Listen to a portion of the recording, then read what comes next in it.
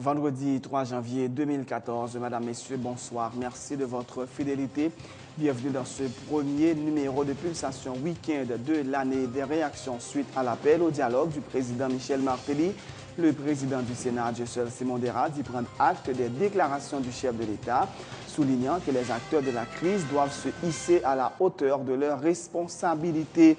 Le président de la Chambre des députés, Jean-Tolbert Alexis, lui, plaide pour un consensus sur les voies et moyens pour la reconstruction du pays.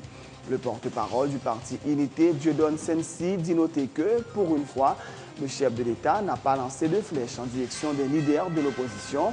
Le premier mandataire de la nation qui a également soigneusement évité de faire le bilan de son administration pour l'année 2013 et d'aborder des questions d'importance telles le salaire minimum et la crise avec la République dominicaine. Justement, la première rencontre entre les membres de la commission bilatérale haïtiano-dominicaine aura lieu le 7 janvier à Ouanamet.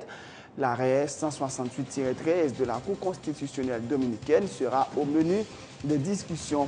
La délégation haïtienne sera présidée par le Premier ministre Laurent Lamotte. Le groupe d'appui aux rapatriés et réfugiés ne voit pas de bon œil cette commission. Il n'y a pas de négociation possible sur la décision des dirigeants dominicains de dénationaliser des Dominicains d'origine haïtienne, martèle le coordonnateur adjoint du GAR, Jean-Baptiste Azolin. À l'étranger, l'état d'urgence a été décrété dans les États de New York et du New Jersey, sur la côte est des États-Unis. Celle-ci est balayée par une tempête de neige et un froid polaire qui ont fait 3 morts et provoqué l'annulation ou le retard de près de 4200 vols, la fermeture d'administration et d'écoles et la paralysie d'axes routiers. En Inde, une adolescente ayant subi 2 viols collectifs a été brûlée vive par des complices de ses agresseurs pour avoir porté plainte. Ce drame a suscité une vague de protestations dans ce pays. 4e pays le plus dangereux pour les femmes, l'Inde traîne depuis des années une triste réputation. Un viol est signalé en moyenne toutes les 21 minutes. Dans l'actualité sportive, Michael Schumacher a passé le cap de ses 45 ans ce vendredi 3 janvier au CHU de Grenoble où il a été placé dans un coma artificiel depuis son accident de ski survenu dimanche dernier. Les supporters du pilote allemand de Formule 1 ont afflué aux abords de l'hôpital pour lui rendre hommage. Le parquet d'Albertville a par ailleurs ouvert une enquête sur les circonstances de l'accident. Madame, Messieurs, restez branchés pour le développement de ces titres et de bien d'autres.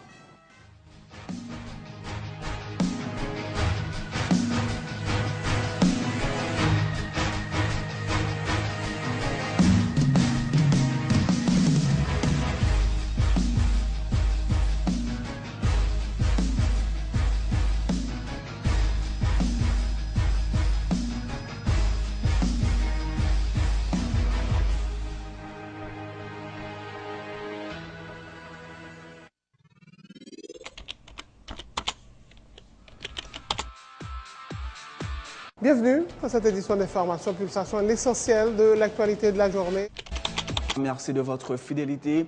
Bienvenue dans ce premier numéro de Pulsation Week-end.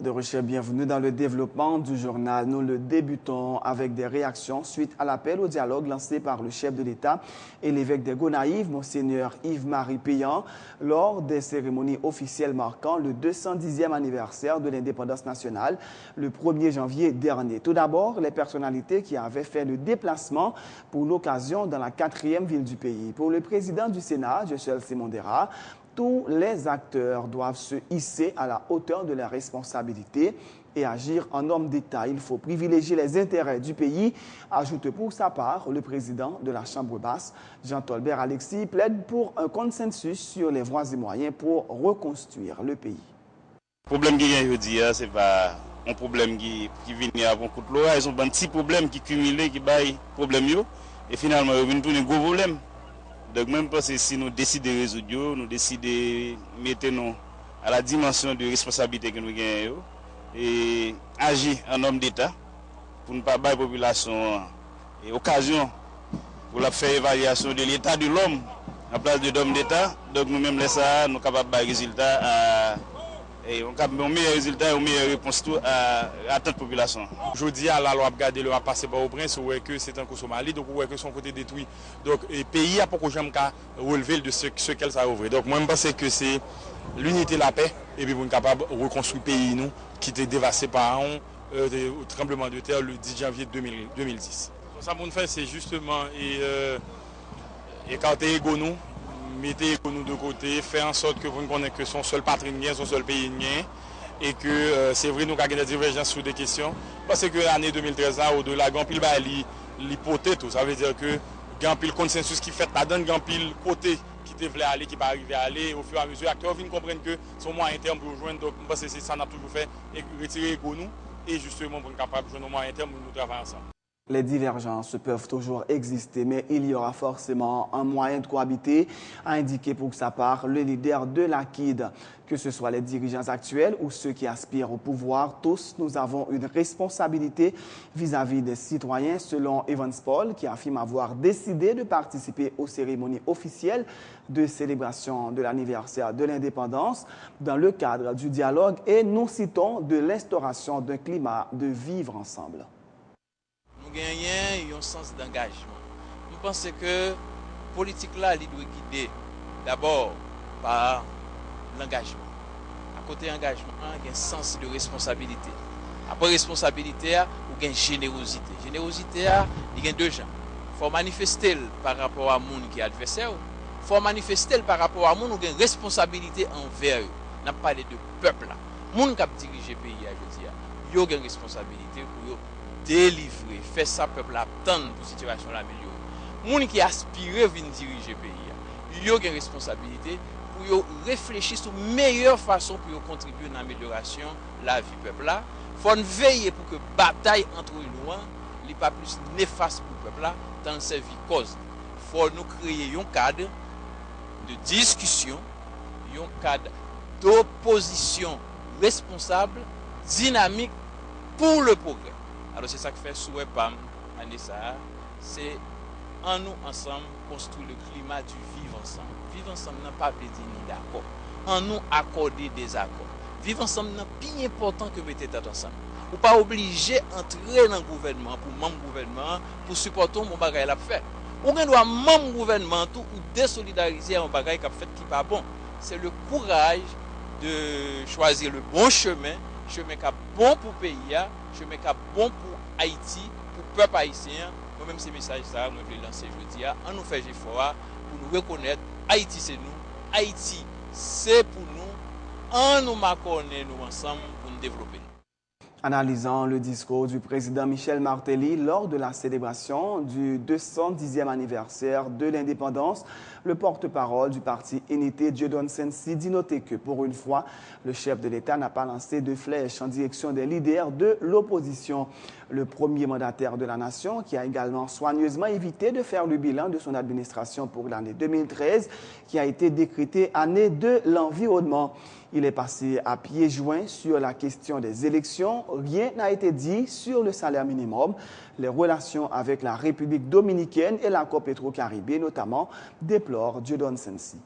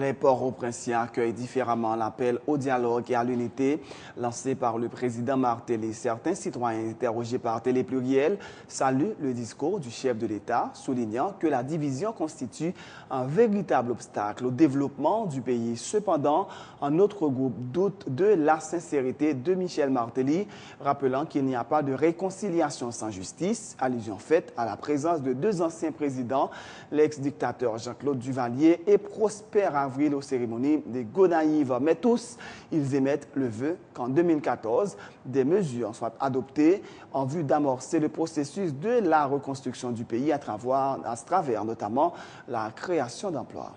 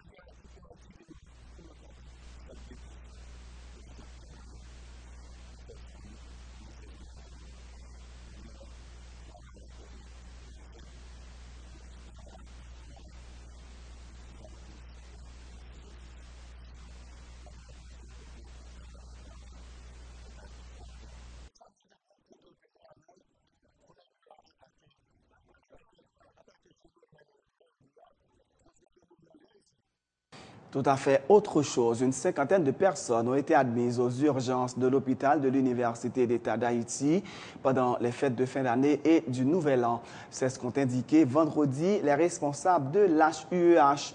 Parmi ces patients figure un grand nombre d'accidentés de la route, soit 26 au total, informe Dr Maurice Menville et Sterman Toussaint, respectivement, directeur exécutif de l'hôpital général et chirurgien urgentiste. Ils font aussi état de blessés par balle et à l'arme blanche et d'un cas de viol.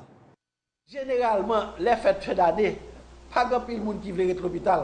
Tout le monde veut aller dans le pays, soit pour aller baigner, soit pour aller en famille. Même si on est là pour opérer, on programme, il y a pour retourner à l'hôpital. Donc, on va passer, on va pas grand pile caractère effectivement, sauf des accidentés. Pendant la période de fête, bon, nous te recevoir et pour la période de 24-25, nous te recevoir 39 patients dans la salle d'urgence. Mais nous peut-être plus focalisés sur les malades traumatisés. Donc, nous avons gagné 19 cas d'accident de la voie publique, accident moto, accident véhicule. Nous avons gagné 11 cas de violence et domestique. Okay? Nous avons gagné 3 cas de violence plaie par balle et plaie par arme blanche dans la rue. Et puis nous avons gagné des cas qui sont déterminés, qui ne sont pas vraiment précisés côté au sorti, qui étaient environ 6 comme ça. Et dans la période 31 pour 1er janvier, nous avons recevoir 13 malades. Nous avons gagné 7 cas d'accident de la voie publique. Nous avons gagné un cas de viol, malheureusement.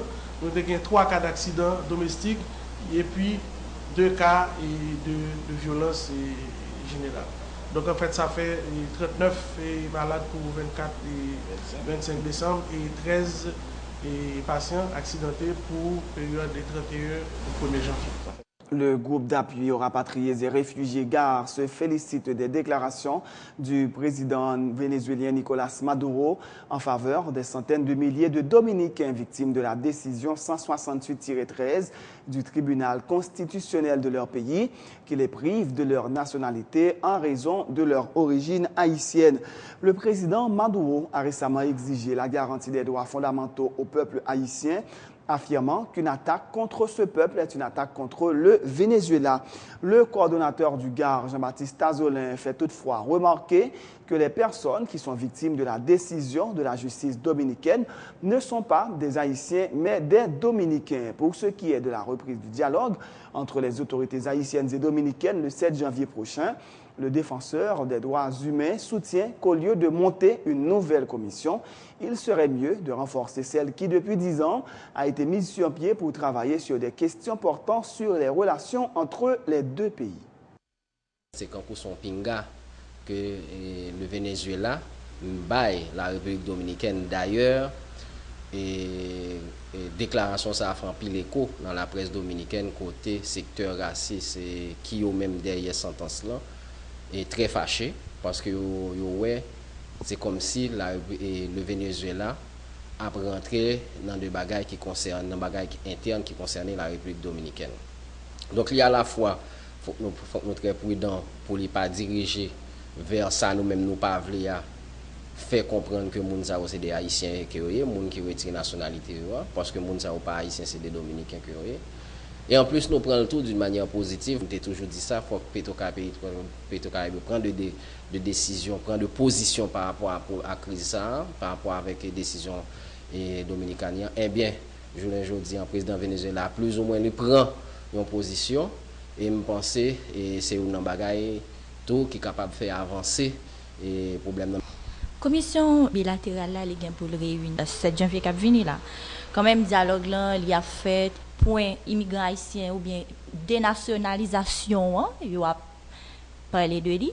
Nous-mêmes, bon, nous avons toujours dit que décision ça illégale et arbitraire, nous pas contents dialogue fait sous lui et qui conseille que nous-mêmes nous capables de autorité pays face avec position par nous. Pour la commission bilatérale, nous avons un petit problème. Nous avons d'abord un point d'interrogation là par rapport à ça. Et parce qu'il y a une commission bilatérale qui existait déjà depuis 10 ans, qui là, du côté dominicain, qui a marché mais en Haïti, qui n'a pas fonctionné du tout. Et nous-mêmes, nous avons toujours dit, et au lieu qu'il y ait l'autre commission bilatérale pour aller discuter sur ce point, d'ailleurs, il y a une commission bilatérale qui existait, qui était déjà pour discuter sur questions commerce, questions immigration, toute bagaille que vous mettez, tout et point que vous mettez dans la discussion que vous allez commencer 7 janvier, à l'exception de sentence là lui-même qui peut là, les commissions ça a été formées. Il y a une tendance que le gouvernement ça a dupliqué une série d'institutions qui existaient. On fait là avec PPLS par UCLBP, qu'on a fait avec commission bilatérale ça à côté, on vient éclipser une autre commission bilatérale qui existait déjà. Nous-mêmes nous pensons qu'il y a un plus gros bagage que tu as de faire, c'est renforcer commission ça pour permettre négociation ça que nous avons enclenché ça fait déjà 10 ans, continuer et permettre à ce que nous allions plus loin avec. C'est la fin de ce journal. Juste avant de vous quitter, voici le rappel des titres. Des réactions suite à l'appel au dialogue du président Michel Martelly. Le président du Sénat, Dieuseul Simon Dera, dit prendre acte des déclarations du chef de l'État, soulignant que les acteurs de la crise doivent se hisser à la hauteur de leurs responsabilités. Le président de la Chambre des députés, Jean-Tolbert Alexis, lui, plaide pour un consensus sur les voies et moyens pour la reconstruction du pays. Le porte-parole du parti Unité, Dieudonne Sensi, dit noter que pour une fois, le chef de l'État n'a pas lancé de flèche en direction des leaders de l'opposition. Le premier mandataire de la nation, qui a également soigneusement évité de faire le bilan de son administration pour l'année 2013 et d'aborder des questions d'importance telles le salaire minimum et la crise avec la République dominicaine. Justement, la première rencontre entre les membres de la commission bilatérale haïtiano-dominicaine aura lieu le 7 janvier à Rouanamet. L'arrêt 168-13 de la Cour constitutionnelle dominicaine sera au menu des discussions. La délégation haïtienne sera présidée par le Premier ministre Laurent Lamotte. Le groupe d'appui aux rapatriés et réfugiés ne voit pas de bon œil cette commission. Il n'y a pas de négociation possible sur la décision des dirigeants dominicains de dénationaliser des Dominicains d'origine haïtienne, martèle le coordonnateur du Gard, Jean-Baptiste Azolin. À l'étranger, l'état d'urgence a été décrété dans les États de New York et du New Jersey, sur la côte est des États-Unis. Celle-ci est balayée par une tempête de neige et un froid polaire qui ont fait au moins 3 morts et provoqué l'annulation ou le retard de près de 4200 vols, la fermeture d'administration et d'écoles et la paralysie d'axes routiers. En Inde, une adolescente de 16 ans ayant subi 2 viols collectifs a été brûlée vive par des complices de ses agresseurs pour avoir porté plainte. Ce drame a suscité une grande vague de protestations dans ce pays. 4e pays le plus dangereux pour les femmes, l'Inde traîne depuis des années une triste réputation. Un viol est signalé en moyenne toutes les 21 minutes. Dans l'actualité sportive, Michael Schumacher a passé le cap de ses 45 ans ce vendredi 3 janvier au CHU de Grenoble, où il a été placé dans un coma artificiel depuis son accident de ski survenu dimanche dernier. Des supporters du pilote allemand de Formule 1 ont afflué aux abords de l'hôpital pour lui rendre hommage. Le parquet d'Albertville a par ailleurs ouvert une enquête sur les circonstances de l'accident. C'est la fin de ce journal. Merci de l'avoir suivi. Bonne suite de programme et bon week-end sur Télé Pluriel.